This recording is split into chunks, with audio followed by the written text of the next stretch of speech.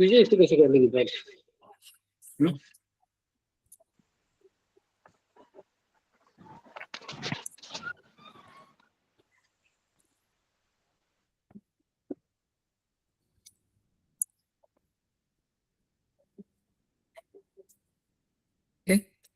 नमस्कार सर्व शेतकऱ्यांना. आजच्या या ऑनलाईन मीटिंग मध्ये मी तेजस्विनी उपाध्ये सर्व शेतकरी बांधवांचं स्वागत करते. आजचा मीटिंग ह्या ऑनलाईन मीटिंग घेण्याचा हाच उद्देश आहे की AI प्रकल्पाअंतर्गत तुम्ही आमच्या KVK बारामतीशी जोडले गेले आहात.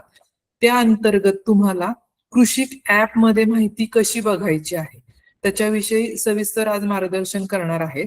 तर आणि तुमचे एक सर्वात महत्वाचं म्हणजे परमाणे सर, पिसाळ सर, की बऱ्याच शेतकऱ्यांचे मोबाईल नंबरचा इश्यू असल्यामुळे तो आम्हाला खूप चॅलेंज होता की ऍप्लिकेशन डाउनलोडला खूप इश्यू झाले. पण आता फक्त 4-5 शेतकरी सोडून बऱ्यापैकी सर्व शेतकऱ्यांनी ऍप्लिकेशन डाउनलोड केलेलं आहे.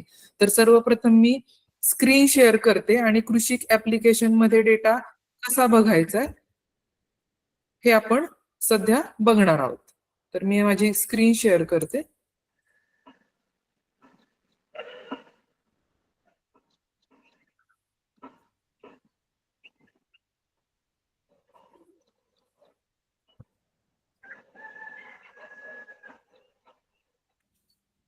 तर माझी स्क्रीन दिसत आहे सर्व शेतकरी बांधवांना. बरोबर. सर्वप्रथम काय करायचे, प्ले स्टोर वरनं कृषी ऍप्लिकेशन डाउनलोड करून घ्यायचंय. डाउनलोड केल्यानंतर तुम्हाला स्क्रीनवर दिसत आहे की ऍक्सेस विचारते.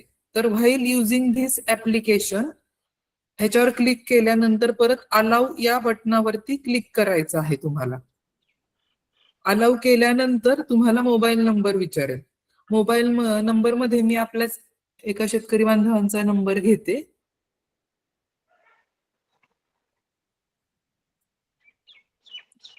रत्नाकर कदम म्हणून आहेत. 98 50 34 02 79 हा नंबर मी घेतलेला आहे. तर स्क्रीनवर तुम्हाला दिसत आहे हे ऍप्लिकेशन. शेतकरी बांधवांना जेव्हा ऍप्लिकेशन डाउनलोड करतील ते AI प्रकल्पाअंतर्गत जे शेतकरी रजिस्टर झाले त्यांनाच ही स्क्रीन दिसणार आहे. म्हणजे कृत्रिम बुद्धिमत्ता प्रकल्प हा आयकॉन फक्त AIच्या शेतकऱ्यांना दिसतोय. बाकीचे ऑप्शन जे आहेत ते नॉन AI शेतकरी म्हणजे जे आपले महाराष्ट्रातले शेतकरी बांधव आहेत त्यांच्यासाठी हे सुद्धा ऍप्लिकेशन आहेत. पण AIच्या अंतर्गत जे जॉईन झालेले आहेत त्यांना आपण हे कृत्रिम बुद्धिमत्ता प्रकल्प ह्या पट्टीमध्ये सर्व माहिती दिली आहे. त्यानंतर पट्टीवर कृत्रिम बुद्धिमत्ता प्रकल्प ह्या पट्टीवरती क्लिक केल्यानंतर तुम्हाला 4 आयकॉन दिसणार आहे. एक आहे माझा ऊस, दुसरा आहे पीक नकाशा, तिसरा आहे AI खतमात्रा शिफारस आणि चौथा आहे ऊस ताळेबंद. आता सर्वप्रथम तुम्ही कृषी ऍप्लिकेशन डाउनलोड केल्यानंतर ही पट्टी सर्वात महत्वाची सर्व शेतकरी बांधवांना दिसत आहे का ही खात्री करून घ्यायची आहे. दिसत नसेल तर अभिजित गदादे सर आहेत त्यांना तुम्ही कॉन्टॅक्ट करायचा आहे.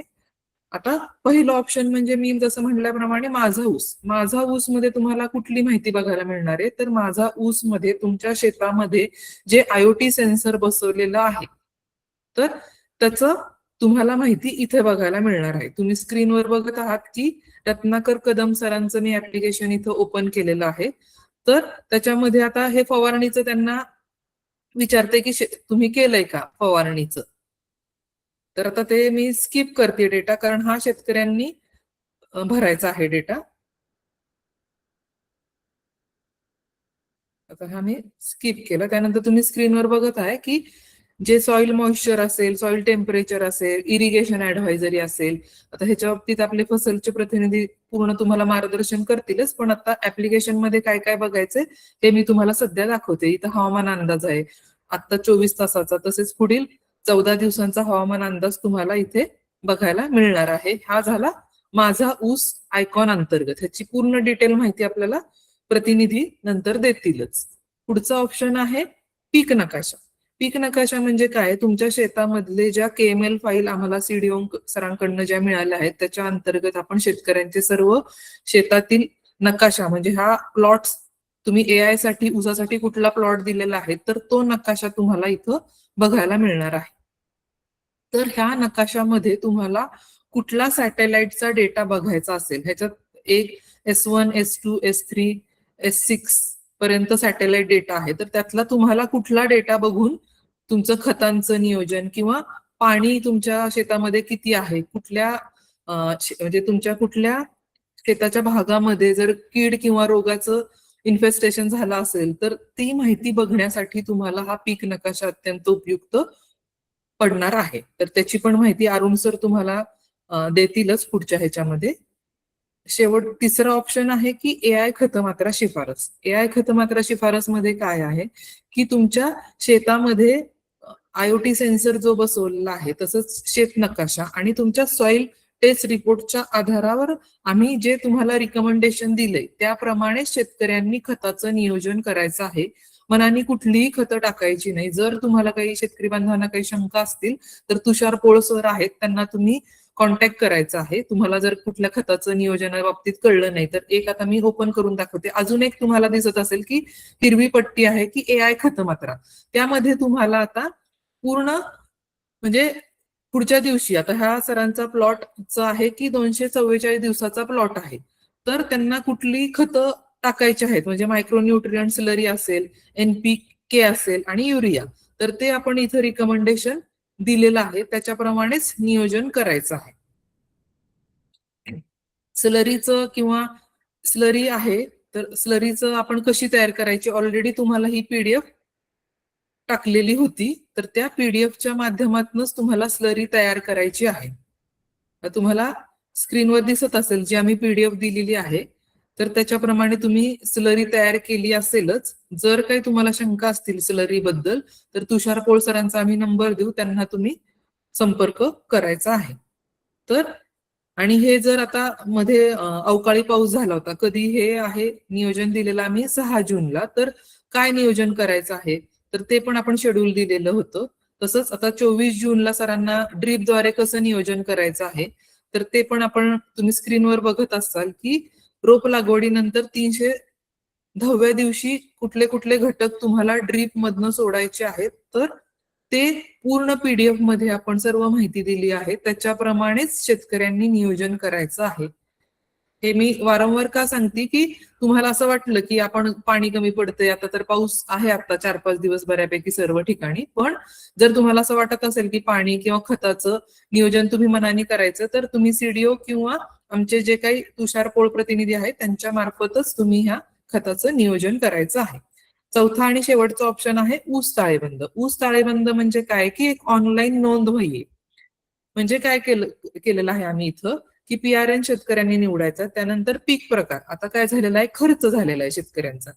खर्च त्यांनी कधी केलाय इथं तारीख निवडायची त्याला की समजा त्यांनी 6 जूनला आधी खर्च केला होता. कशासाठी तर बाबा फवारणी करायचं असेल किंवा खत त्यांनी टाकली असतील शेतामध्ये तर त्याचं तर अंदाजे खर्च किती आला.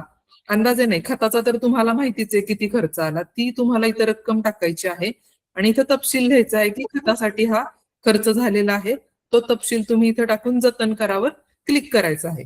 हे तुम्हाला कशासाठी उपयोगी होणार आहे की जेव्हा तुम्ही ऊस तुटून गेला त्यानंतर तुम्हाला एकूण खर्च किती आला आणि निव्वळ नफा किती मिळाला तर हे तुम्हाला इथं नोंद वही सारखं म्हणजे डायरी सारखं तुम्हाला इथं ऑनलाईनच तुम्हाला सेव्ह करता येईल. जर शेतकऱ्यांनी आतापर्यंत केलं नसेल तर सर्वांना विनंती आहे की सर्वांनी आतापर्यंत जो काही खर्च झालेला आहे तर त्याचा तपशील त्याच्यामध्ये टाकून तुमचं डेटा सेव्ह करायचा आहे. तर हे झालं सर्व माहिती की कृषी ऍप मध्ये तुम्हाला कुठले आयकॉन बघायचे आहेत आणि कुठल्या आयकॉन अंतर्गत कुठली माहिती उपलब्ध आहे तर त्याबद्दल हे मार्गदर्शन मी केलेलं आहे. तर अजून एक मी एक स्क्रीन दाखवेन तुम्हाला की शेतकऱ्यांचं कुणाकुणाचं ऍप्लिकेशन डाउनलोड नाहीये. तर अजून एक माझी दुसरी स्क्रीन शेअर करते.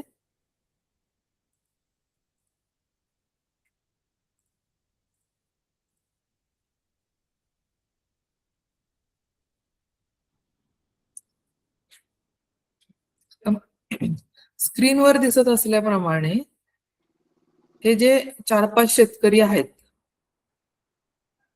तर त्यांनी अजून ऍप्लिकेशन हे डाउनलोड केलेलं नाहीये. तर सर्वांना विनंती आहे की हे लवकरात लवकर करून घ्यावं. ज्या उद्देशाने तुम्ही ह्या प्रकल्पाशी जॉईन झाला आहे तर त्या माध्यमातून तुम्हाला कसं नियोजन करायचं हे जर तुम्हाला माहिती मिळाली नाही तर तुम्ही ह्या प्रकल्पामध्ये सहभागी झाल्याचा काही तुम्हाला फायदा होणार नाही.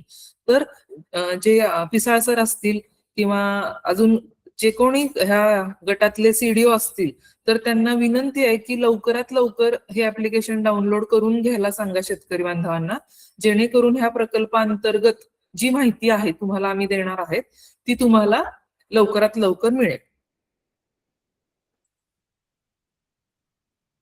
तर हे झालं कृषी ऍप बद्दल माहिती.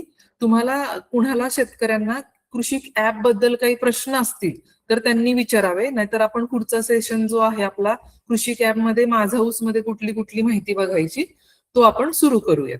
कुणाला अडचण असेल तर त्यांनी अनम्यूट करून प्रश्न विचारले तरी चालतील.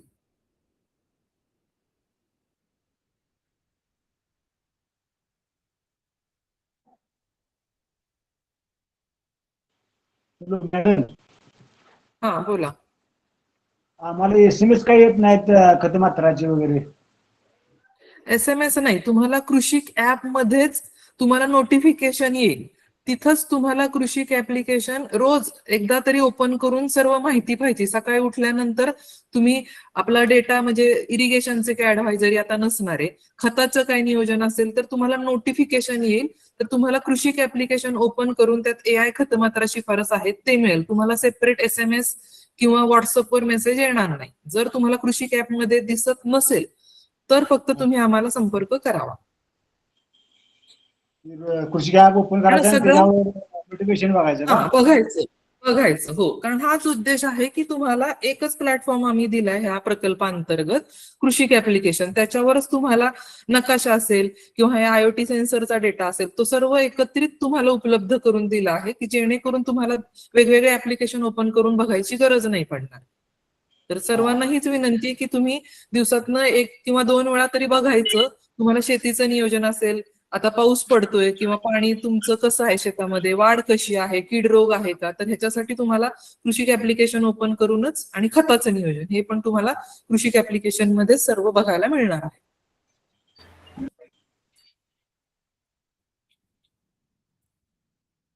तर जरी काही शेतकऱ्यांच्या शंका असतील तर आपण हा सेशन संपत आल्यावर घेऊयात हे सर्व माहिती घेतल्यानंतर. तर आता मी फसलचे प्रतिनिधी आहेत त्यांना विनंती करेन की पुढील माहिती त्यांनी सांगावी. Parimal sir, okay. Somnath sir, तुम्ही येस सांगा. Yes madam. येस. अच्छा. सर्व शेतकऱ्यांना नमस्कार. आता तेजस्विनी मॅडमांनी सांगितलेल्या माहितीनुसार आता तुम्ही समजलं की कृषी ॲप कसं वापरायचं. आता मी तुम्हाला संदर्भात माहिती देणार आहे की फसलची माहिती कृषी ॲप मध्ये कुठे आणि कशी बघायची. जे आपण AI म्हणजे स्वयंचलित हवामान केंद्र आपल्या शेतामध्ये बसवलंय त्याचे सेन्सरचा डेटा तुम्हाला कुठे आणि कसा बघायला मिळेल. ओके, एक मिनिट मी स्क्रीन शेअर करत होतो.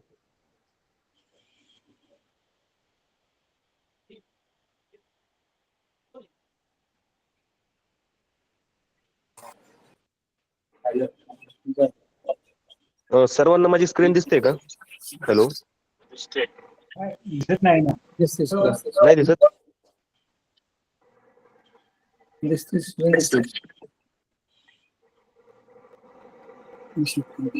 हा ओके. हॅलो, दिसते दिसते. हा ठीक आहे समजलं. ओके, आता जेव्हा तुम्ही याच्यावरती ऍप ओपन कराल कृषी ऍप्लिकेशन, त्याच्यामध्ये वरती एक ब्लू कलरची एक लेबल म्हणजे एक पट्टी दिसेल AI कृत्रिम बुद्धिमत्ता प्रकल्प. त्याच्यावर तुम्ही टॅप करून जाल ना, त्याच्यानंतर तुम्हाला असे पुढे 3-4 आयकॉन दिसतील. माझा ऊस पीक नकाशा. ऑलरेडी तुम्हाला मॅडमनी सांगितलेलं आहे की कुठे काय बघायचं. तर माझा ऊस मध्ये ज्यावेळेस तुम्ही टॅप कराल सर, आवाज त्यामध्ये. व्यवस्थित येत नाही तुमचा. हॅलो, हॅलो, आता येतोय का? आवाज क्लिअर येत नाही. एक मिनिट सर थांबा. आवाज येतोय पण तुम्हाला रेंज नसेल बहुतेक पिसा साहेब. 2 मिनिटं, 1 मिनिट फक्त मला. येतोय आवाज व्यवस्थित.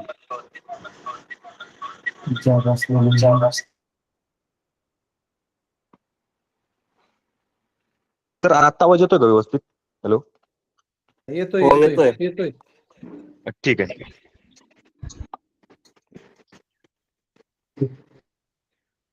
तर याच्यामध्ये जसं मी सांगत होतो त्यावेळेस तुम्ही कृषी ॲप ओपन कराल. ओके,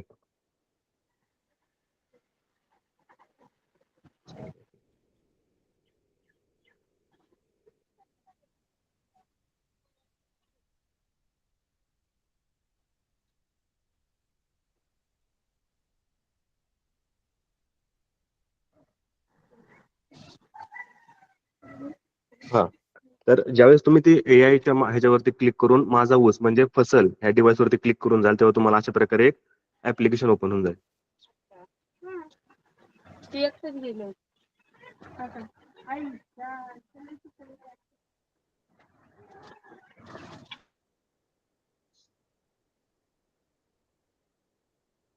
तर आता जे माझ्याकडे डिव्हाइस ओपन आहे त्या शेतकऱ्यांचं संबंधित शेतकऱ्यांचं नाव आहे कृष्णराव सर्जेराव जगदाळे. ओके, तर तुम्हाला अशा प्रकारे एक डिव्हाइस ओपन होऊन जाईल. त्याच्यामध्ये पहिले तुमचं तर नाव दिसेल, त्याच्यानंतर लास्ट आजची डेट दिसेल, लास्ट टाइम डेटा कधी अपडेट झाला म्हणजे 10/26 आणि लास्ट डेटा अपडेट झालेला आहे. तुमच्या बॅटरीचा पर्सेंटेज दिसेल म्हणजे किती टक्के बॅटरी अवेलेबल आहे. त्याच्या पुढे जाऊन शुगर केन पुढच्या टप्प्यामध्ये तुमच्या शुगर केनचा स्टेज म्हणजे टप्पा वर चालूचा टप्पा आणि पुढील टप्पा सो ट्रॅव्हलिंग दिसत आहे म्हणजे मॅच्युरिटी मधून ते हार्वेस्टिंग मध्ये ते ट्रॅव्हल करत आहे. जसं जसं दिवस पास होऊन जातील तसं तसं पुढच्या ते स्टेजेस काउंट करत जाईल. सोमनाथ सर स्क्रीन दिसत नाही. सराव हॅलो, स्क्रीन दिसत नाही. Screen दिसत नाही. नाही दिसत.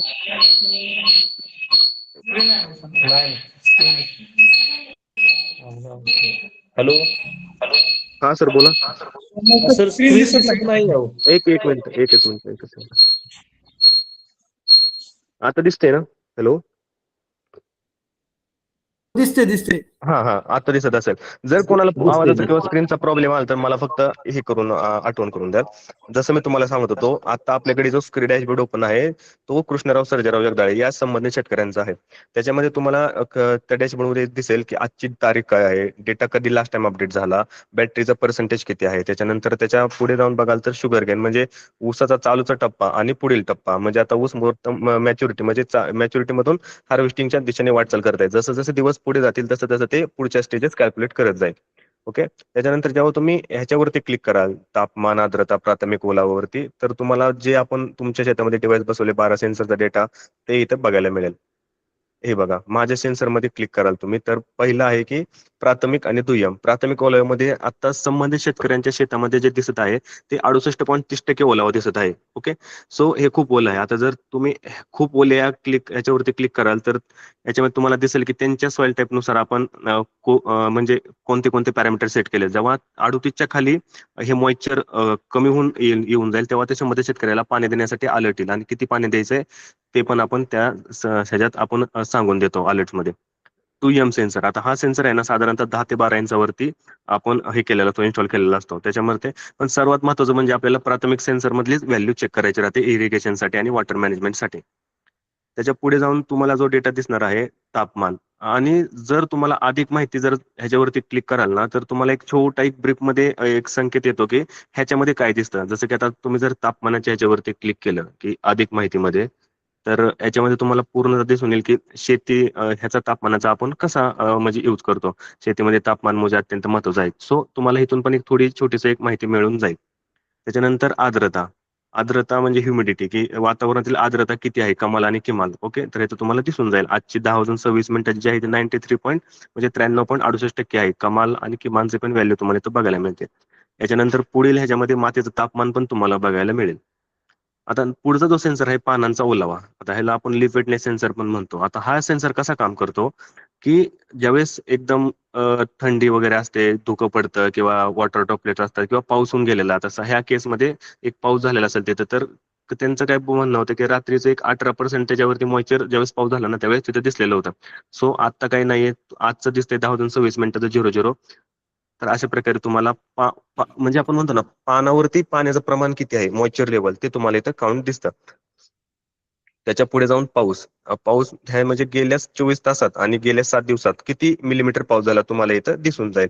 जसं की गेल्या 24 तासात इथं दिसत आहे की 12.30 mm पाऊस झालेला आहे आणि मागच्या 7 दिवसात ओव्हरऑल पाऊस झालाय तो 40.50 मिलीमीटरचा पाऊस झालेला आहे. त्याच्यानंतर व्हीपीडी, आता शेतकऱ्यांच्या दृष्टिकोनातून व्हीपीडीची व्हॅल्यू खूप महत्वाची आहे. म्हणजे आपण सर्वांना तेच सांगतो की व्हीपीडी म्हणजे vapour pressure deficit. Okay, so आपण व्हीपीडीची व्हॅल्यू येणाऱ्या 4 तासासाठी देतो. आता तुम्ही जर बघाल 12, 1, 2, 3, 4 तर व्हीपीडीची व्हॅल्यू ऑलमोस्ट 0.42, 0.39. का तर आता सूर्यप्रकाश कमी आहे, त्याच्यानंतर वातावरणामध्ये थोडे मॉइश्चर जास्त आहे आणि एक थंड वातावरण आहे त्याच्यामुळे कमी आहे. मग ह्या केसमध्ये ज्यावेळेस आपण शेतकऱ्याला सांगतो 2च्या जेव्हा कमी व्हीपीडी असेल त्यावेळेस तुम्ही ड्रिपने खतं सोडा असं सांगतो. तिथं ऑलमोस्ट तुम्हाला 2च्या खालीच व्हीपीडी दिसत आहे कारण टेम्परेचर वगैरे कमी असल्यामुळे तो ही व्हॅल्यू बेस्ट आहे. तुम्ही ह्या व्हॅल्यूमध्ये तुमच्या पिकांना खतं सोडू शकता ड्रिपने. त्याच्याच पुढील जो आयकॉन दिसत आहे आपल्याला पीक बाष्पीभवन म्हणजे क्रॉप इव्होप ट्रान्सपरेशन. आता ही व्हॅल्यू तुम्हाला एक पर तासाची न मिळता दर एका दिवसाची व्हॅल्यू मिळते. म्हणजे आजची, उद्याची आणि परवाची येणार 4-5 दिवसाची. तर आजची व्हॅल्यू होती 1.99 मिलीमीटर. म्हणजे हे काय दर्शवतं की तुमच्या जमिनीतून पाण्याचा वॉटर लॉस म्हणजे वॉटर इव्हॅपोरेशनचा रेट किती आहे, किती होतंय. आता याच्यामध्ये बघाल तर ऑलमोस्ट वॉटरचा जो इव्हॅपोरेशनचा रेट आहे तो 1.97-98 आहे. आता हेच जर टेम्परेचर वाढलं तर ह्याचा रेट म्हणजे जसं की आपण मे मार्च मध्ये बघितलं असतं तर याचा रेट साधारणतः 6.50, 7, 8 पर्यंत पण गेलेला होता. सो आता टेम्परेचर कमी आहे, वातावरण बदललंय, पावसाचे दिवस सुरू झाले, तो तुम्हाला इथं इव्हॅपोरेशनचा रेट सुद्धा कमी झालेला बघायला मिळेल. कारण ऑलरेडी जमिनीमध्ये पाणी आहे, मॉइश्चर लेवल जास्त आहे. त्याच्या पुढे जाऊन आहे सूर्यप्रकाशाची प्रखरता म्हणजे सनशाईन आवर्स म्हणजे सौर चमक लक्स सेन्सर आपण त्याला म्हणतो. तर तिथं तुम्हाला हे पण बघायला मिळेल सूर्यप्रकाश किती टक्के आहे. कारण ऊसाच्या वाढीसाठी, डेव्हलपमेंटसाठी सूर्यप्रकाश हा एकदम अत्यंत महत्वाचा रोल प्ले करतो. म्हणजे आपण काय म्हणतो फोटोसिंथेसिस आणि क्लोरोफिल ऍक्टिव्हिटी त्याच्या संदर्भातच होते. सो त्याची पण व्हॅल्यू आपण कॅल्क्युलेट करतो. त्याच्या पुढे जाऊन बघाल तुम्ही तर वाऱ्याची दिशा आणि गती सुद्धा तुम्हाला इथं मेजरमेंट केली जाते. म्हणजे कोणत्या दिशेने वारे वाहत आहे, पर तासाचा पर किलोमीटर तास वेगाने वारं वाहत आहेत ते सुद्धा तुम्हाला बघायला मिळेल. त्याच्या पुढे जाऊन जर तुम्ही बघाल तर हवेचा दाब आहे. आता मी तुम्हाला सर्व सेन्सर सांगितलं. आता त्याच्या पुढील जो एक शेवटचा जो आपण फवारणीचा परिस्थितीबद्दल सल्ला, ह्याला आपण फवारणीचे वेळापत्रक म्हणून सुद्धा यूज करू शकतो, म्हणजे म्हणू शकतो त्याला आपण. आता जे मी तुम्हाला सर्व सेन्सर सांगितलं, ह्युमिडिटी, टेम्परेचर, विंड स्पीड, मग वाऱ्याची दिशा, गती आणि हवेचा दाब, ह्याच्यावरून आपण काय करतो की मायक्रो क्लायमॅटिक कंडिशन नुसार कोणती वेळ फवारणीसाठी योग्य आहे. म्हणजे असं अजून करून चाललं की तुम्हाला एखादा अलर्ट आला आणि त्याचं इन्फेक्शन तुमच्या प्लॉटवरती झालेलं तुम्हाला दिसत आहे डोळ्याने, मग तुम्हाला एक फवारणी घ्यायची. पण आपण बाकीच्या पद्धतीत कसं करतो, जर विदाऊट डेटा नसल्यावरती की आपल्याला वेळ भेटला की आपण फवारणी करतो. सो ह्याच्यामध्ये तसं न करता आता ह्याच्यामध्ये तुम्हाला बघा 2 ते 3 मध्ये लाल कलर दिसतोय, म्हणजे इथं डायरेक्ट लिहिलेलं आहे स्पष्ट स्वरूपात की फवारणी करू नका. आणि 3 ते 7 मध्ये येणाऱ्या पुढील 5 तासामध्ये पिवळा कलर दिसत आहे, म्हणजे सावधगिरीने फवारणी करा. ह्याच्यामध्ये काय असू शकतं सावधगिरीने का, तर पाऊस बी होऊ शकतो, वाऱ्याची गती कमी जास्त होऊ शकते. सो त्या संदर्भामुळे तुम्ही सावधगिरीने फवारणी करा. इन केस तुम्हाला खूपच अर्जंट आहे फवारणी घ्यायची तर तुम्ही पिवळ्या कलरच्या रेषेमध्ये सुद्धा फवारणी घेऊ शकता. बट जर तुम्हाला गरज नसेल तर मग तुम्ही थांबून जेव्हा इथे हिरवा कलर येईल, अपडेट होऊन जाईल, त्यावेळेस तुम्ही योग्य वेळ आहे फवारणीसाठी असं ग्राह्य करून फवारणी घेऊ शकता, म्हणजे हिरवा कलर आल्यावरती. आता ही तुम्हाला मी सर्व सेन्सर बद्दल माहिती सांगितली. आता पुढचा जो आयकॉन आहे आपला म्हणजे हा रिअल टाइमचा डेटा झाला. आता जर फॉरकास्टिंग म्हणजे अंदाजमध्ये तुम्ही इथं क्लिक कराल त्यावेळेस तुम्हाला येणारे 24 तास, आता येणारे 24 तास आणि येणारे 14 दिवसाचा अंदाज मिळेल. हा बघा, इथं तुम्हाला येणाऱ्या 24 तासाचा म्हणजे येणारे पर आवरचा डेटा तुम्हाला इथं बघायला मिळेल.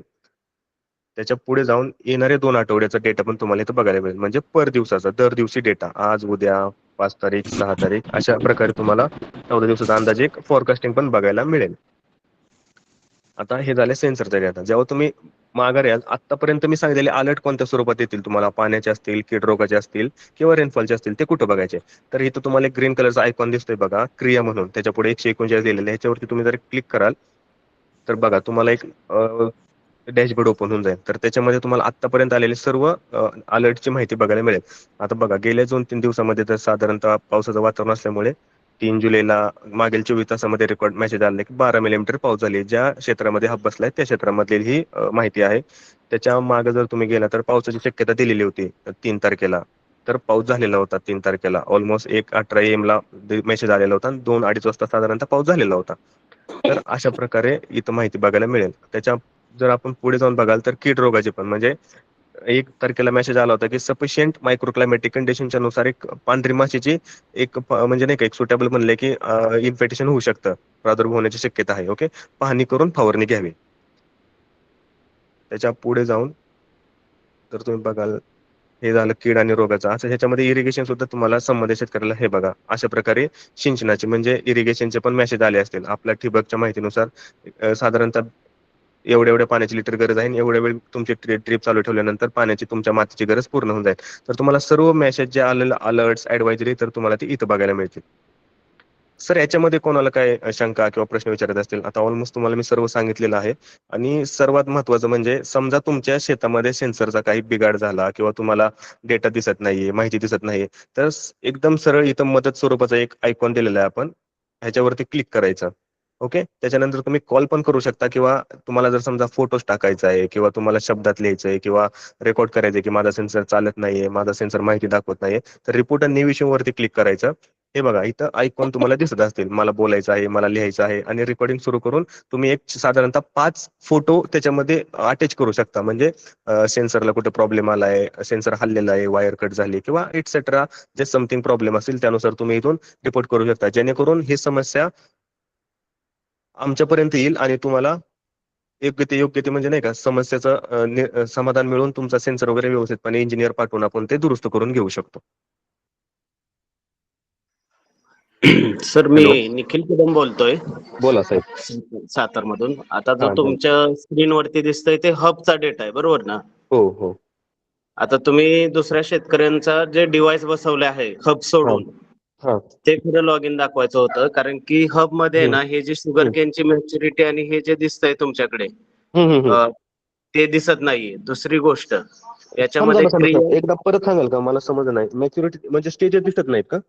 नाही दिसत. ते शुगर केन फक्त दिसतं, पण त्याच्या खालचं जे आहे मॅच्युरिटी आणि हार्वेस्टिंग ते दिसत नाही. सर आवाज तुमचा आवाज आहे ना ब्रेक होतोय, त्याच्यामुळे. हॅलो. हॅलो हा, स्टेज दिसत नाही मला समजलं. ओके.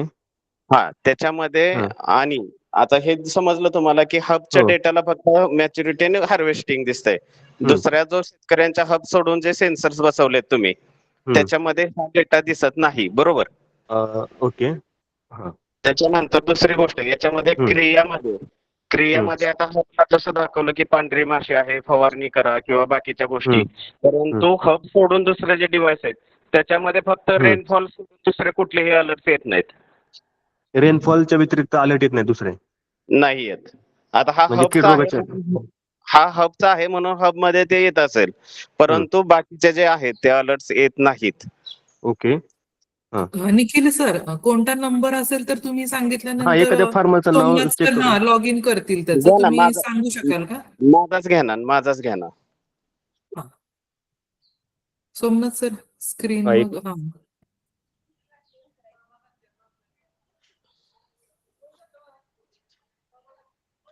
सर नंबर सांगा तुमचा. 9970 9970 59 59 68 16. 68 16. ओके. तुम्हाला स्क्रीन दिसते का सर? नाही दिसत. नाही ना. ओके ओके ठीक.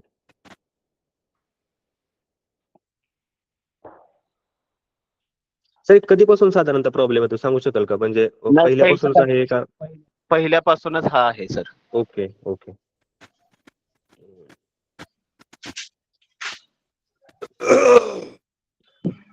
स्क्रीन शेअर करा ना सर, स्क्रीन दिसत नाहीये 2 तुमची. मिनिटं मी लॉग इन करतोय, फक्त मला 2 सेकंद द्या, करतो.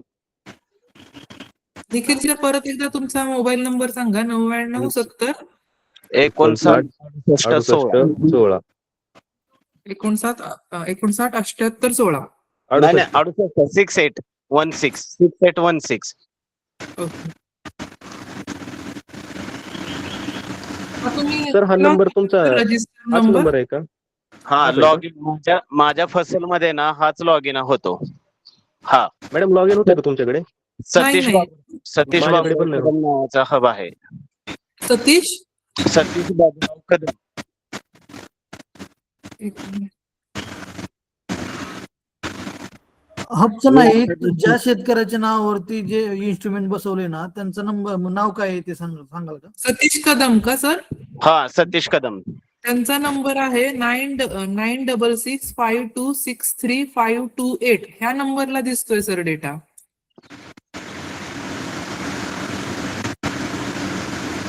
निखिल सर, मला जो स्क्रीन शेअर रजिस्टर करा ना. नंबर ऐका ना सर, जो रजिस्टर नंबर तुम्ही AI प्रोजेक्ट साठी दिलेला आहे त्याच नंबरला एका डेटा दिसणार आहे. तुम्ही जर असं म्हणाला की मी फसल किंवा तुमचं इन्स्ट्रुमेंट बसवताना वेगळा नंबर दिला, कृषी कॅपला वेगळा नंबर दिला, तर तसं नाही होणार. त्या अंतर्गत एकच मोबाईल नंबर आपण रजिस्टर करून घेणार आहोत. आता कोणता नंबर आहे तिथे तुमच्या आता डेटामध्ये? सतीश कदम यांच्या नावे 9665263528 हा नंबर आहे. जेव्हा तुमच्या फसलच्या अधिकारी आले ना त्यावेळेस जेव्हा लॉग इन आम्ही फसलच्या डिव्हाइसला करत होतो ना त्यावेळेस त्यांनी माझा लॉग इन चेंज करून जो आता मी नंबर सांगितला त्या लॉग म्हणजे मी फसलला रोज लॉग इन करतोय आणि रोज डेटा चेक करतोय तो तर त्यानेच लॉग इन होत आहे. नाही, त्यांनी तो सोमनाथ सर सर, ठीक आहे ठीक आहे सोमनाथ मॅडम check ऐकून घ्या. करून. मी एकदा माझ्या एंडला चेक करतो म्हणजे आमच्या टीमला आणि सॉफ्टवेअरला. मला फक्त वेळ द्या. मी याच्यावरती लिहून घेतलेलं आहे. तेजस आणि पीएनडीचे अलर्ट तुम्हाला आलेले नाहीत. फक्त पावसाचे अलर्ट तुम्हाला रिसिव्ह झालेले आहेत. बरोबर ना सर? हो हो. ठीक आहे. ह्याच्या व्यतिरिक्त अजून कोणते तुम्हाला प्रॉब्लेम आहे का? मी चेक करून तुम्हाला अपडेट करतो. ओके. याच्या व्यतिरिक्त असं झालेलं आहे की जेव्हा कारखान्याकडून काही अधिकारी आले होते की जे आपण आता मॅम कृषी कॅपला जसं सांगितलं होतं की ऊस पिकाचे जे क्षेत्र मॅपवरती जे दिसतं तर ते आणि हबचे डिव्हाइसचं क्षेत्र ते वेगवेगळं आहे. त्यावेळेस त्यांनी वेगळं क्षेत्र मॅप केलं होतं आणि नंतर डिव्हाइस आम्ही वेगळ्या ठिकाणी बसवलं की जिथं आमचं ड्रिप इरिगेशनची व्यवस्था आहे. कारण की काही कारणास्तव आमच्याकडे तिथे ते आम्ही तिथं आता ऊसाचं क्षेत्र घेतलेलं नव्हतं. मग जिथे ऊसाचं क्षेत्र घेतलंय तिथं ऍक्च्युअल डेटा तो दिसला पाहिजे.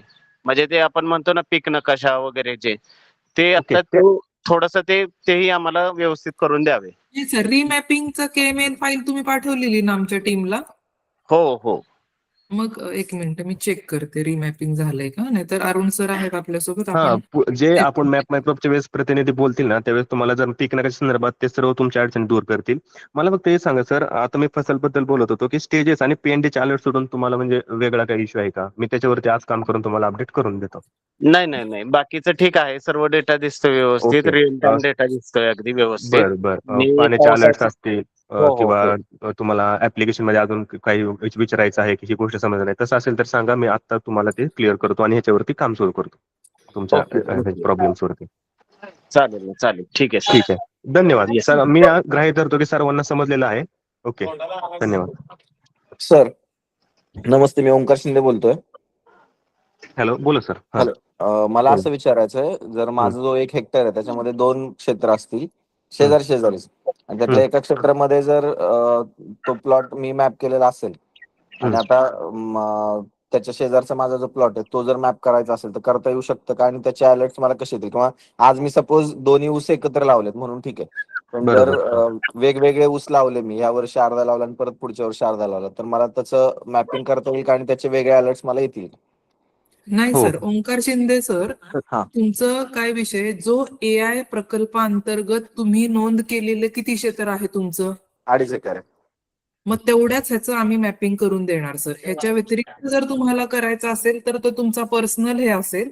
ज्या आम्ही AI प्रकल्पांतर्गत आहे तेवढंच आम्ही मॅपिंग करून त्याच्या संदर्भातच तुम्हाला सगळं नियोजन आम्ही या कृषी कॅपद्वारे देणार आहोत. Okay okay. जर तुम्हाला तुमचं क्षेत्र वाढवायचं असेल तर तुमचे जे कोण कन्सर्न सीडीओ असतील तर आमच्या प्रकल्पात तेवढं वाढवून घेऊन तुम्ही परत हे करू शकता नोंद. तुम्हाला परत ह्या सीझन मध्ये ऊस लावायचा असेल पण तुमच्या कारखान्याकडनं आल्यानंतरच आम्ही तुम्हाला त्याचं म्हणजे नियोजन माझा प्रश्न हा होता, आता माझं पूर्ण 2.5 एकर मध्ये ऊस आहे ठीक आहे, बट जर एखाद्या वर्षी मी 2 वेगवेगळे म्हणजे एकामध्ये हे आहेत पार्टिशन आहे, तर मग जर अर्धा अर्धा कधी या वर्षी अर्धा लावला आणि परत पुढच्या वर्षी अर्धा लावला तर त्याचे वेगवेगळे अलर्ट्स येणार का असं मला विचारायचं होतं.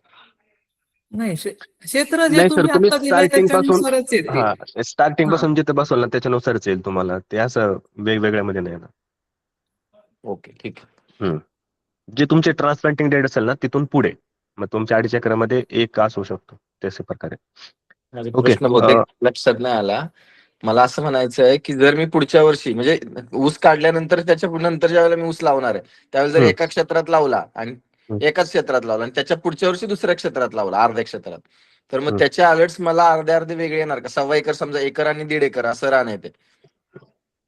आता मी दोन्ही देश एक सोबतच लावलाय ऊस, त्याच्यामुळे अलर्ट्स मला आता पूर्ण येतात. मला जे काय करायचं ते पूर्ण अलर्ट्स येतात. पण जर मी त्याच्या पुढे जर मी अर्ध्यात एकदा लावला नंतर अर्ध्यात एकदा लावला किंवा अर्ध्यात अडसाले लावला आणि अर्ध्यात सुरू लावला तर त्याचे अलर्ट्स तसे येणार का?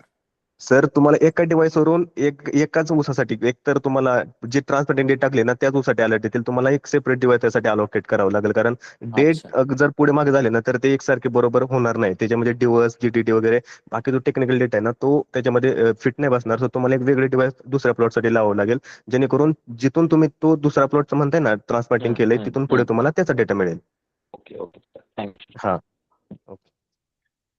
आणि जर मला क्षेत्र वाढवायचं असेल त्याच्यामध्ये तर काय करावं हा. लागेल मला त्याच्याबद्दल थोडंसं मार्गदर्शन नंतर केलं तरी चालेल, मार्गदर्शन पाहिजे ठीक आहे ठीक आहे चालेल. Okay okay sir. Somnath sir, okay आपण बोला ना.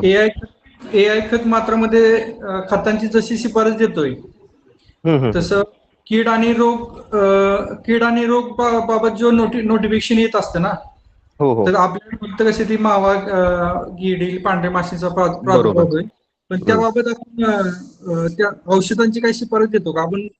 सर प्रतिबंधात्मक सांगतोय हे आता असा बरोबर. प्रादुर्भाव होईल. आता सर ह्याच्यामध्ये तुमचा प्रश्न बरोबर आहे. ह्याच्यामध्ये काय बरोबर आहे, ह्याच्यामध्ये काय आहे का आपण आहे ना काही स्पेसिफिक काही पायरीला वगैरे असेल किंवा कुठे कुठे आपलं ते मॉडेल अपडेट होत आहे फक्त. तर बाकी काही ठिकाणी मोजॅक असेल किंवा काही ठिकाणी आपली ऍडवायझर दिसत नाही, म्हणजे काय स्प्रे केलं पाहिजे काय नाही. पण त्याच्यावरती काम सुरू आहे सर. येणाऱ्या काळामध्ये थोड्या दिवसामध्ये ते पण तुम्हाला दिसून जाईल, अलर्ट पण येऊन जाईल आणि त्याच्यामध्ये तुम्हाला काय फवारणी घ्यायची आणि किती डोसेस आहेत ते पण त्याच्यामध्ये येऊन जाईल. जर तुम्ही बघितलं तर काही ठिकाणी येत आहे, काही ठिकाणी अपडेट व्हायचं त्याच्यामध्ये इन प्रोसेसमध्ये आहे. सो लवकरच ते पण दिसेल तुम्हाला. बरोबर, कारण नोटिफिकेशन हा ते खूप येते पण त्याच्यावर काय बरोबर. उपाययोजना करायची हो. हे येत नाही. ठीक आहे, या मग संदर्भात सर भविष्यात आपल्या केव्हीके मधून आहे ना निखिल आष्टेकर पण आहेत. मला वाटतं ग्रुपवर तुमच्या एक मेसेज आला असेल, त्याच्यामध्ये त्यांचा नंबर असेल. जिथे तुम्हाला अलर्टचं रिकमेंडेशन येत नाही ना तिथे तुम्ही त्यांना फोन करून आहे ना त्यांच्याकडून रिकमेंडेशन घेऊ शकतात. ते आपले म्हणजे स्पेशलिस्ट आहेत इथून. जर तुम्हाला एकदम गायडन्स हवा असेल तर केव्हीके मध्ये आहेत आपल्या निखिल आष्टेकर सर. त्यांच्याशी तुम्ही बोलून ते तुम्हाला योग्य ते मार्गदर्शन करतील कोणत्याही कीड आणि रोगासाठी.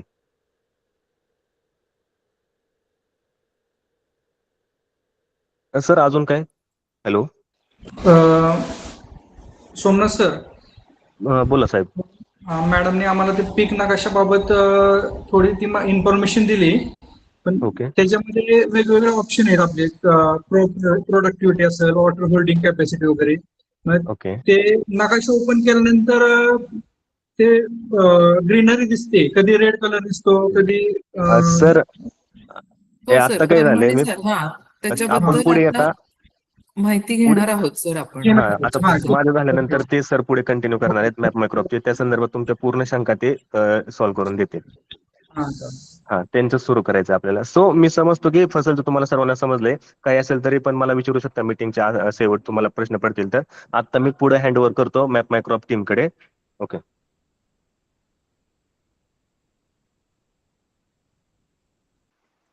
नमस्कार सर्व शेतकरी बांधवांना. आता आपण फसल ऍप्लिकेशन मध्ये माहिती कशी बघायची त्याच्याबद्दल माहिती घेतली. आणि आता बऱ्याचशा शेतकऱ्यांचे प्रश्न येतात की बाबा पीक नकाशामध्ये माहिती कशा पद्धतीने बघायची. तर मी आता पीक नकाशामध्ये माहिती कशा पद्धतीने बघायची ते आपल्याला सांगतो. सर्वप्रथम मी स्क्रीन शेअर करतो माझ्या. सर थोडा तुमचा आवाज स्पष्ट येत नाही, असं हे होतंय, डबल आवाज येतो. येतोय का आता आवाज व्यवस्थित? आवाज येतोय का व्यवस्थित? आला आला. स्क्रीन दिसते का माझी? नाही दिसत.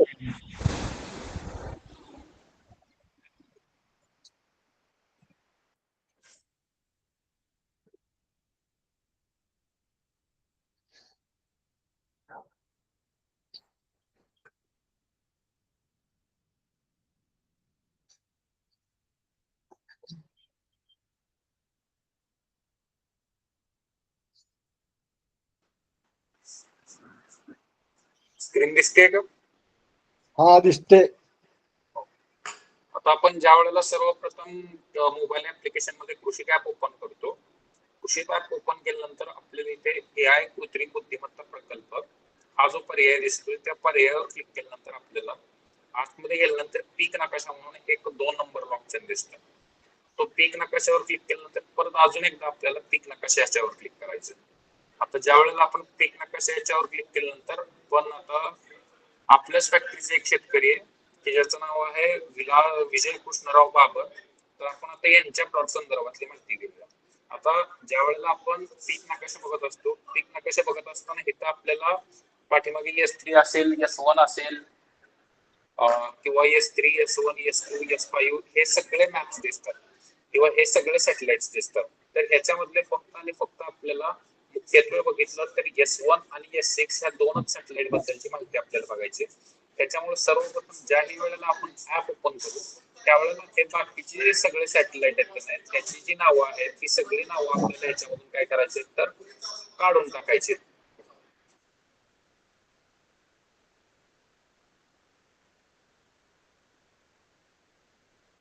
तर ह्याच्यामधून ही सगळी सॅटेलाइटची जी नावं आहेत का नाही ती नावं आपल्याला काढून टाकायची, पण फक्त वरचे जे 2 सॅटेलाइट आहेत S1 असेल किंवा S6 असेल त्या 2 सॅटेलाइटचीच नावं आपल्याला याच्यामध्ये सिलेक्ट करून ठेवायची आहेत. तर त्याच्यामध्ये आपण जर बघितलं तर आपल्याला जर आता S1 सॅटेलाइटची इमेज आपल्याला कधी तारखेची मिळालेली आहे तर 27 तारखेची इमेज आपल्याला याच्यामध्ये मिळालेली आहे. तर ह्या ठिकाणी वरती आपल्याला S1 सॅटेलाइटची माहिती बघत असताना इथं आपल्याला एवढे सगळे इंडायसेस दिसतात. त्याच्यापैकी आपल्याला मुख्यत्वे फक्त 4 इंडायसेसची माहिती बघायची ती म्हणजे NDVI असेल, EVI असेल, वॉटर वॉच मॅप असेल आणि लीफ हेल्थ मॅप असेल. त्याच्या संदर्भातली माहिती आपल्याला याच्यामध्ये बघायची. तर आता सुरुवातीला जो आपल्याला इथे NDVI मॅप दिसतोय तो NDVI मॅप आपल्याला माहिती काय देतो तर NDVI मॅप आपल्याला आपल्या पिकाची जी काही हिरवळ असेल किंवा आपल्या पिकाची जी काही वाढ असेल किंवा आपल्या पिकाचं आरोग्य मोजण्यासाठी हा NDVI नकाशा वापरला जातो. आता हा मॅप आपल्याला काय दाखवतो तर आपल्या ऊसामध्ये पिकाची वाढ कोणत्या ठिकाणी चांगली आहे किंवा कोणत्या ठिकाणी आपल्या पिकाची वाढ ही स्ट्रेस मध्ये आहे किंवा त्याचबरोबर जर बघितलं तर ऊस थोडं दाट आहे, निरोगी आहे किंवा कुठल्या भागामध्ये कमकुवत आहे, या सगळ्या गोष्टीची माहिती आपल्याला याच्यामध्ये बघायला मिळते. आता ह्याच्यामध्ये आपण माहिती बघत असताना इथं जर आपण ह्या प्लॉट मध्ये जर बघितलं तर ह्या मधल्या पॅच मध्ये एकदम आपल्या जास्त डार्क हिरवा रंग आहे, म्हणजे त्या ठिकाणी आपलं काय आहे तर पिकाचं आरोग्य हे चांगलं आहे. आणि जसं जसं आपण रोड साईड ह्या बांधाकडच्या कडेला जर गेलो तर त्या ठिकाणी जर बघितलं तर आपल्याला थोडासा हा पिवळसा रंग दिसतोय, म्हणजे त्या ठिकाणी आपला कलर कसा वाढ कशी आहे तर त्या ठिकाणी आपली वाढ कमी आहे. त्याचबरोबर आपल्या पिकाचं जे आरोग्य आहे ते आरोग्य त्या ठिकाणी थोडस कमकुवत आहे. ही सगळी माहिती याच्यामध्ये आपल्याला बघायला मिळते. याच्यामध्ये आपण 4 रंगांमध्ये ही माहिती मुख्यत्वे बघतो. त्याच्यामध्ये असेल गडद हिरवा रंग की जो आपल्याला दर्शवतो की बाबा आपल्या पिकाची वाढ जी आहे ती निरोगी आहे आणि दाट आहे. त्याचबरोबर आपले जे काही सिंचन आहे किंवा खत व्यवस्थापन आहे ते अतिशय योग्य पद्धतीने या ठिकाणी चालू आहे. आणि त्याच्यानंतर जो हिरवा रंग आहे का नाही त्या ठिकाणी आपल्या पिकाची वाढ ही सामान्य आहे, पानं दाट आहेत, पानं हिरवी आहेत. फक्त आपल्याला त्या ठिकाणी काय आहे तर एक लक्ष ठेवण्याची गरज आहे. आणि त्याच्यानंतर आपला जर पिवळा नारंगी रंग जर असेल तर त्या ठिकाणी आपलं पीक जे आहे ते आपलं पीक त्या ठिकाणी कमकुवत आहे. इथं आपले जे काही खत मात्रा आहे खत मात्रा व्यवस्थित पोहोचत नाहीये किंवा पाण्याचा त्या ठिकाणी स्ट्रेस आहे. या सगळ्या गोष्टीची माहिती आपल्याला याच्यामध्ये मिळते. लाल रंग जर असेल तर त्या लाल रंगामध्ये आपलं हे पूर्णपणे पीक हे पूर्णपणे स्ट्रेस मध्ये गेलेलं आहे किंवा तिथलं पीक पूर्णपणे समाप्त झालेलं आहे ही माहिती आपल्याला त्याच्यामध्ये मिळते. हे NDVI मॅप बद्दल झालं. NDVI नंतर आपल्याला पुढचा एक नकाशा राहतो तो म्हणजे EVI नकाशा. तर आता EVI नकाशा आपल्याला काय दाखवतो तर EVI नकाशा आपल्याला दाखवतो की आपल्या पिकाची जी काही रोग प्रतिरोधक क्षमता आहे त्या रोग प्रतिरोधक क्षमतेबद्दलची माहिती आपल्याला याच्यामध्ये दिसते. म्हणजे आपल्या पिकाची जी काही इंटरनल स्ट्रेंथ आहे म्हणजे पिकाचं आरोग्य असेल किंवा आंतरिक शक्ती असेल किंवा त्याचबरोबर जर बघितलं तर आपण क्रॉपची कंडिशन जी काही आहे त्या सगळ्याबद्दलची माहिती आपल्याला याच्यामध्ये बघायला मिळते EVI मध्ये. किडो रोग कोणत्या भागामध्ये येऊ शकतात आणि कोणत्या भागामध्ये किडो रोगांचा प्रादुर्भाव होऊ शकतो याच्यासाठी आपण मॅप वापरतो तो म्हणजे EVI. याच्यामध्ये पण आपण जसे NDVI मध्ये कलर कोडिंग वापरली तसेच कलर पण याच्यामध्ये बघायला मिळतात. डार्क हिरवा रंग आहे त्या ठिकाणी आपलं पीक अत्यंत मजबूत आहे, आपल्या पिकाची जी काही आंतरिक रोग प्रतिरोधक क्षमता आहे ती अतिशय चांगली आहे, किडो रोगांची प्रतिकारक क्षमता त्या ठिकाणी चांगली आहे किंवा त्या ठिकाणी क्लोरोफिल कंटेंट जो आहे तो क्लोरोफिल कंटेंट पण एकदम चांगल्या पद्धतीनं सुरू आहे. म्हणजे सध्याचे जे आपले प्रॅक्टिसेस सुरू आहेत त्या सध्याच्या प्रॅक्टिसेस आपल्याला सुरू ठेवण्याची गरज आहे त्याच्यामध्ये. त्याचबरोबर हिरवा रंग जो असेल हिरवा रंग आपल्याला दाखवतो की आपल्या पिकाची वाढ त्या ठिकाणी सामान्य आहे, आपल्याला त्या ठिकाणी लक्ष ठेवायची गरज आहे किंवा जे काही नियमित निगराणी आपण त्या ठिकाणी करतोय ती निगराणी आपल्याला त्या ठिकाणी करायची गरज आहे. आणि पिवळा रंग असेल, नारंगी रंग असेल किंवा लाल रंग असेल त्या ठिकाणी किडो रोगांचा अटॅक हा झालेला आहे किंवा होऊ शकतो. त्या सगळ्या गोष्टींची माहिती आपल्याला याच्यामध्ये मिळते ती म्हणजे EVI मॅप मध्ये. फक्त 4 कलर कोडिंग आपण त्याच्यामध्ये वापरले. कोणता तर पहिल्यांदा गडद हिरवा रंग, त्याच्यानंतर हिरवा रंग, नारंगी रंग किंवा पिवळा रंग आणि लाल रंग. ह्या सगळ्या संदर्भातली माहिती ह्याच्यापूर्वी सुद्धा भरपूर शेअर करण्यात आलेली आहे. त्याच्यानंतर पुढचा एक मॅप राहतो तो म्हणजे आपल्याला water watch map. Water watch map माहिती आपल्याला देतो की आपल्या शेतामधलं कोणत्या भागामध्ये पाणी किती प्रमाणात पसरतंय किंवा कोणत्या भागामध्ये आपलं पाणी किती आहे या सगळ्या संदर्भातली माहिती जी आहे ती आपल्याला वॉटर वॉच मॅप मध्ये माहिती मिळते. म्हणजे शेतात कोणत्या भागामध्ये पाण्याची उपलब्धता किती आहे किंवा मातीतील ओलावा किती प्रमाणात आहे, कुठे कधी आणि किती प्रमाणात सिंचन करायचे ह्याची निर्णय घेण्यासाठी आपल्याला ह्या सगळ्या गोष्टींची मदत होते. तर ह्याच्यामध्ये माहिती घेत असताना ह्याच्यामध्ये आपण डार्क निळा रंग म्हणजे काय, तर त्या ठिकाणी आपलं जे काही मातीचा ओलावा आहे तो अतिशय चांगल्या प्रमाणात आहे. किंवा त्याच्यानंतर जर आपण थोडासा फिकट हिरवा रंग जर बघितला तर त्या ठिकाणी आपलं जे मातीचा ओलावा आहे तो मातीचा ओलावा मध्यम स्वरूपात आहे. आणि त्याचबरोबर जर आपल्याला जर ह्या ठिकाणी कोणत्याही ह्याच्यामध्ये जर ग्रीन कलर दिसून आला, हिरवा रंग जर दिसून आला, तर त्या ठिकाणी आपल्या पिकाचा जो मातीचा जो ओलावा आहे तो मातीचा ओलावा त्या ठिकाणी कमी व्हायला लागला. आणि पिवळा रंग असेल किंवा पिवळा रंग असेल किंवा नारंगी रंग असेल किंवा लाल रंग असेल, तर त्या ठिकाणी आपल्या पिकामधील मातीचा ओलावा हा खूप कमी झालेला आणि त्या ठिकाणी आपल्या पिकावर हा पाण्याचा ताण पडू शकतो. त्याच्यामुळे आपल्याला लवकरात लवकर इरिगेशन करण्याची आवश्यकता आहे. ही सगळी जी माहिती आहे ती सगळी माहिती आपल्याला याच्यामध्ये मिळणार आहे. आता हे झालं S1 सॅटेलाइट बद्दल. आता S1 सॅटेलाइट जो आहे, S1 सॅटेलाइटची माहिती आपल्याला 5 ते 7 दिवसांमधून एकदा मिळते. इथे तर 5 ते 7 दिवसांमधून, पण सध्या ढगाळ वातावरण असल्यामुळं काही दिवसांसाठी म्हणजे हा डाटा आपल्याला 5 ते 7 दिवसांऐवजी 10 दिवसांपर्यंत उपलब्ध होऊ शकतो. पण जर आपल्याला S1 सॅटेलाइटचा जर डाटा उपलब्ध झाला नाही तर आपल्याला कोणतेही घाबरून जाण्याची आवश्यकता नाही. आपल्यासाठी दुसरा एक ऑप्शन याच्यामध्ये अवेलेबल आहे, तो म्हणजे S6 सॅटेलाइट. आता S6 सॅटेलाइट वर ज्या वेळेला आपण क्लिक करू, S1 सॅटेलाइट संदर्भातली तर मी सगळी माहिती दिली. आता S6 सॅटेलाइट मध्ये ज्या वेळेला आपण क्लिक करू त्यावेळेला आपल्याला फक्त आणि फक्त एक मॅप बघायचा आहे, तो म्हणजे NDVI मॅप.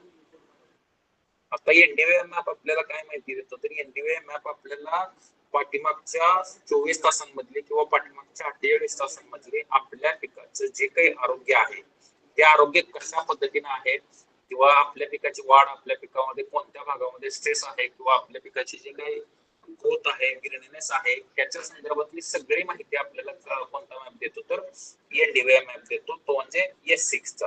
त्याच्यामुळे S1 मध्ये बघताना आपण 4 मॅप बघायचे आणि S6 मध्ये बघताना फक्त आणि फक्त आपण एकच मॅप बघायचा आहे, तो म्हणजे NDVI मॅप. तो आपल्याला आपल्या पिकाच्या आरोग्य संदर्भातली माहिती देणार आहे. ह्याच्यामध्ये जर कोणाला काही शंका असतील तर विचारू शकता. मग ह्याच्यानंतर आपण पुढचं थोडं घेऊया.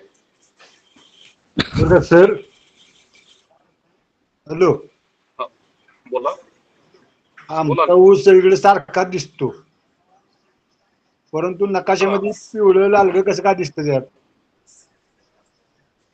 साहेब कसं असतं माहितीये का, ज्या वेळेला आपण आपल्या नकाशा संदर्भातली माहिती बघतो त्यावेळेला सॅटेलाइट मधून जे आपल्या शेताचं आहे ते एकदम मायक्रो ऑब्झर्वेशन केलं जातं. आपल्याला शेत जरी डोळ्याने दिसताना एकसारखं दिसत असलं तरी त्याच्यामध्ये वाढ ही कधीच एकसारखी नसते. त्याच्यामध्ये जे आपले फुटवे ते फुटवे कमी जास्त असू शकतात, आपल्या पानांची संख्या कमी जास्त असू शकते, आपल्या पिकाची हाईट कमी जास्त असू शकते. हे सगळं मायक्रो लेवलचं ऑब्झर्वेशन जे आहे ते मायक्रो लेवलचं ऑब्झर्वेशन सॅटेलाइटच्या माध्यमातून केलं जातं आणि त्याच्या माध्यमातून आपल्याला हे कलर कोडिंग दाखवले जातात. हा, मग म्हणून आम्हाला काय वाटतंय सर, म्हणून आम्हाला काय वाटतंय जिथं आमचं पीक पिवळं वगैरे असतंय ना, तर ते आम्हाला SMS यावं बाबा ही नंतर तुम्ही मात्रा द्या म्हणून, हे खत तिथे टाका असं आम्हाला SMS यायला पाहिजे होता.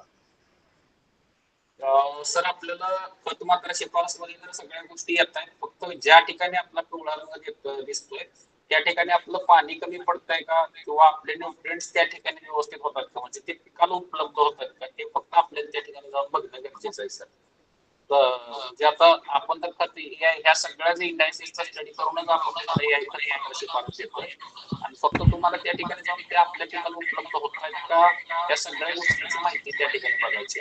आणि जर ते जर उपलब्ध होत नसतील तर तुम्ही त्या ठिकाणचे जे काही फोटो आहेत ते ग्रुपवर शेअर करून जे काही आपल्या अकॉनॉमिस्ट आहेत ग्रुपवरचे ते तुम्हाला त्या ठिकाणी मार्गदर्शन करतील.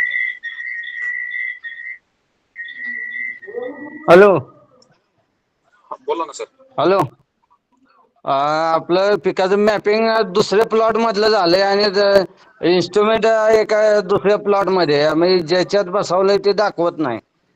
सर आपले जे संबंधित शुगर फॅक्टरीचे जे काही CDO आहेत एकदा त्यांच्याशी संपर्क करून तुमच्या शेताची जी काही नवीनतम KML फाईल आहे किंवा ज्या क्षेत्राचं मॅपिंग त्या क्षेत्राचं मॅपिंग त्यांच्या मार्फत पाठवून तुमची मॅपिंग पूर्ण केली जाईल सर. बर ठीक आहे. Hello sir. Hello sir. म्हटलं जे माती परीक्षण आमचं केलं त्याचे रिपोर्ट आम्हाला मिळाले नाही. सर त्याच्यासाठी आपल्याला कृषी टीम मार्गदर्शन करेल माती परीक्षणाचे रिपोर्ट संदर्भात. हॅलो.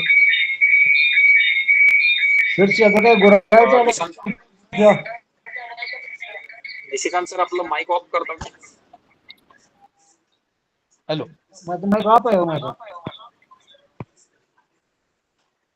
म्हटलं जे आपले माती परीक्षणाचे अहवाल आहेत त्या माती परीक्षणाच्या अहवालासाठी कृषी टीम आपल्याला मार्गदर्शन करेल.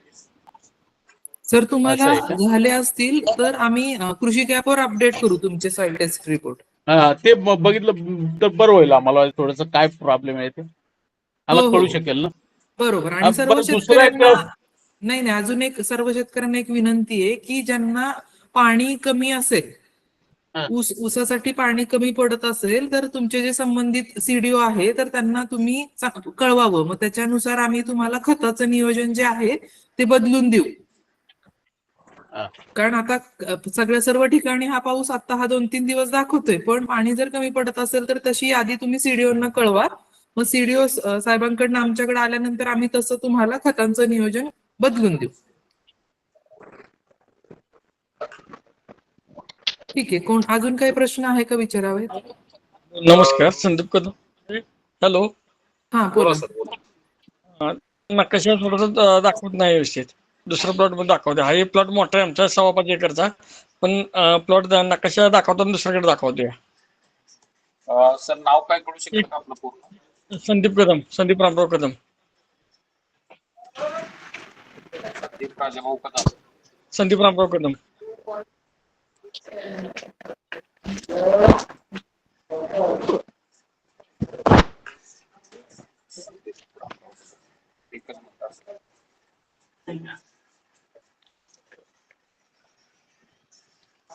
सर तुमचा पीक नकाशा या ठिकाणी जर दिसतोय बरं का, जर तुमचा प्लॉट जर चुकीचा जर असेल किंवा त्या ठिकाणी जर तुमचा प्लॉट बदलायची जर आवश्यकता असेल तर ज्याप्रमाणे मी सांगितलं त्याप्रमाणे तुमची जी सुधारित KML फाईल आहे प्लॉटची जो तुम्हाला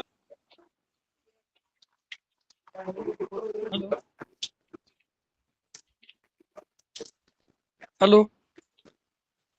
हॅलो सर, जर चुकीचा दिसत असेल ना तर तुमची KML फाईल परत सीडीओ जे संबंधित आहे त्यांच्याकडे द्या आणि त्याच्याप्रमाणे तुमचा रिमॅप करावं लागेल. दाखवते नकाशा वेगळा देऊ. हॅलो. हा त्यांचा KML घेतलेला आहे आपण, परंतु नकाशा जरा चेंज दाखवतोय. परत आता त्यांना बोललोय मी सकाळीच, आपण KML परत घेतो त्यांच्या प्लॉट. हा KML घेऊन परत आम्हाला पाठवा, मग आपण रिमॅप करून घेऊया सरांचा प्लॉट. आता त्यांचं सेन्सर, मला काय म्हणायचे, KML त्यांचं घेतलेलं आहे, पण सेन्सर ऍक्च्युली डिव्हाइस आपण त्या प्लॉट मध्येच बसवलेलं आहे. तर मग ते व्हेरिएशन येतंय का? हो येणार ना सर. जिथं आपण सेन्सर हे केलेलं आहे तोच प्लॉटिंग आपण त्यांचं केलं होतं. किती एरिया आहे त्यांचा? त्यांचा 1 हेक्टरचा आहे. 1 हेक्टर साठी आपण हे केलं ना, एकच हे सजेस्ट केलं होतं. हो येस. मग आता 1 हेक्टर साठीच देणार आहे ना तुम्ही मॅपिंगला सुद्धा? हो 1 हेक्टर देणार आहे. नाही मग नाही काय हे आणि आता त्यांची भर बी लावलेली आहे. आता डिव्हाइस सेन्सरची पोझिशन चेंज करायची. ते बऱ्याच शेतकऱ्यांची आमच्या बरोबर सेन्सरच्या पोझिशन चेंज करायची. डिप्लॉयमेंट करावं लागेल. तर जे काही संबंधित शेतकरी आहेत त्यांनी काय करा की यादी करा सर तुम्ही, आणि ज्यांचं रिडिप्लॉयमेंट म्हणजे डिप्लॉयमेंट करायचं असेल तर त्यांचं आपण करून घेऊ. आपले फसलचे प्रतिनिधी येतील इंजिनियर आणि ते तुम्हाला सेन्सरची जागा चेंज करून देतील. ठीक आहे. आता सध्या पाऊस आहे, जरा थोडं पाऊस उघडल्यावर करावं लागणार आहे. हो एक 8-10 तारखेनंतरच हे करा तुम्ही. पाऊस जरा हे मॉइश्चर पण कमी झाल्यानंतर करता येते. ठीक आहे. ओके.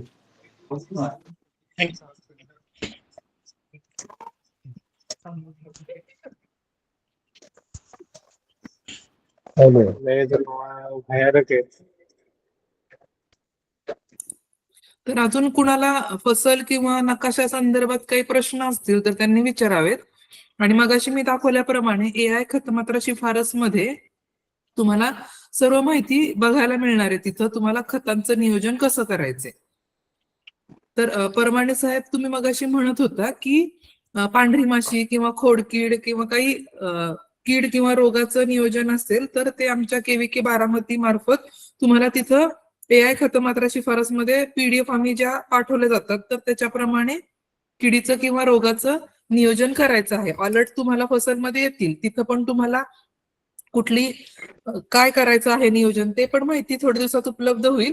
पण आता AI खतमात्रा शिफारसमध्ये आम्ही पांढरी माशी असेल किंवा पांढरा कोळी, लोकरी मावा असेल तर त्याचं नियोजन दिलेलं आहे की कोरॅजन असेल किंवा रोगर असेल तर त्याचं कसं किती फवारणी करायची आहे तर ते नियोजन आम्ही खतमात्रा शिफारसमध्ये दिलेलं आहे.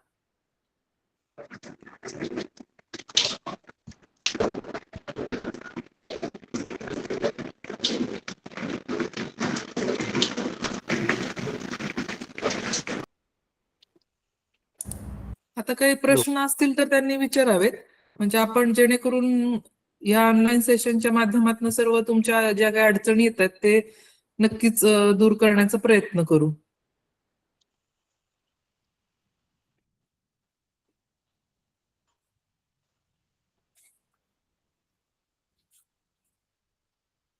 पिसाळ सर, काही शेतकऱ्यांच्या अडचणी आहेत का अजून तुमच्या ह्याच्यामध्ये गटामध्ये?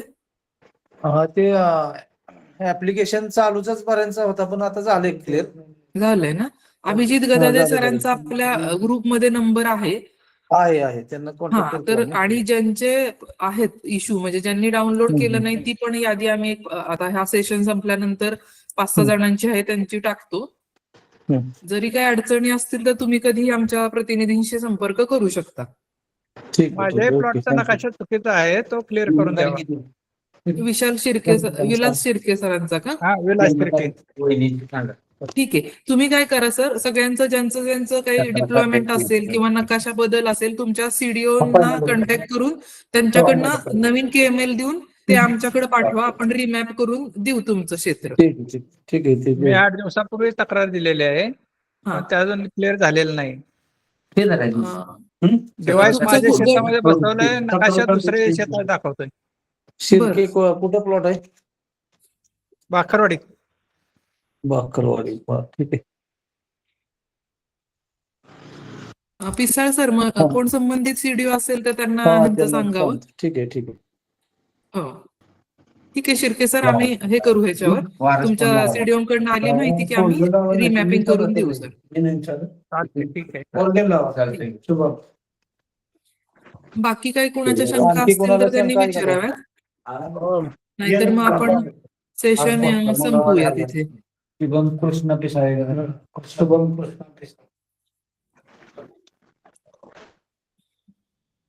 पिसाळ सर, काही शंका नसतील तर आपण हे करूया का सेशन? ठीक आहे. ओके. कोणाला काही शंका नाही ना उपस्थित सर्व शेतकऱ्यांना? नाही, सेशन खूप छान झालं. असंच जर मार्गदर्शन कंटिन्युअसली ठेवा. जे काही अपडेट्स येतील ऍप वरती असतील किंवा फसलवरती असतील किंवा जे काही चेंजेस असतील तर ते कमीत कमी महिन्यातून 2 महिन्यात तरी असा संवाद व्हावा ही अपेक्षा आहे. बरोबर, नक्कीच सर. आपण असं दर महिन्यात घेण्याचा नक्कीच प्रयत्न करू. पण सर्वांना मी मगाशी म्हणल्याप्रमाणे हीच विनंती राहील, कृषी ऍप्लिकेशन तुम्ही दिवसातनं रोज ते 1 ते 2 दिवसात म्हणजे 1 ते 2 वेळा ओपन करून त्यातली सर्व माहिती बघावी. तुम्हाला तुमच्या हातामध्ये सर्व तंत्रज्ञान आपण दिलेलं आहे, त्याचा तुम्ही नक्कीच फायदा करून घ्या आणि तुमचं ऊस जो आहे त्याचं जर खतमात्रा असेल, तुमच्या ह्याच्यामध्ये कीड रोग असेल, जे काही तुम्हाला नकाशा तुमच्या हातामध्ये तुमच्या घर बसल्या तुम्हाला मिळतोय तर त्याच्याप्रमाणे नियोजन करा, तरच ह्या तुम्ही प्रकल्पामध्ये सहभागी झाल्याचा तुम्हाला फायदा होईल. ठीक आहे. आणि जरी काही ह्याच्यानंतर जरी शंका असतील तर तुम्ही आपला ग्रुप आहे तर त्या ग्रुपमध्ये आपले शंका असतील तर त्या टाकाव्यात, जेणेकरून आपण त्या दूर करण्याचा प्रयत्न करूयात. ठीक आहे पिसाळ सर, तुमच्या संमतीने मी मागचा सेशन असं जाहीर करते आणि हा ऑनलाईन सेशनचं रेकॉर्डिंग सुद्धा आम्ही तुम्हाला थोड्या वेळ दुपारनंतर किंवा उद्यापर्यंत आम्ही तुम्हाला रेकॉर्डिंग सुद्धा ग्रुपमध्ये शेअर करू, जेणेकरून जे शेतकरी जॉईन नसतील झाले तर त्यांना पण हा सेशन बघता येईल. ठीक आहे. सर्व उपस्थित शेतकऱ्यांचे धन्यवाद. आजचा सेशन इथं संपला असं मी जाहीर करते. ठीक आहे. धन्यवाद मॅडम. धन्यवाद. आपल्याला मोबाईल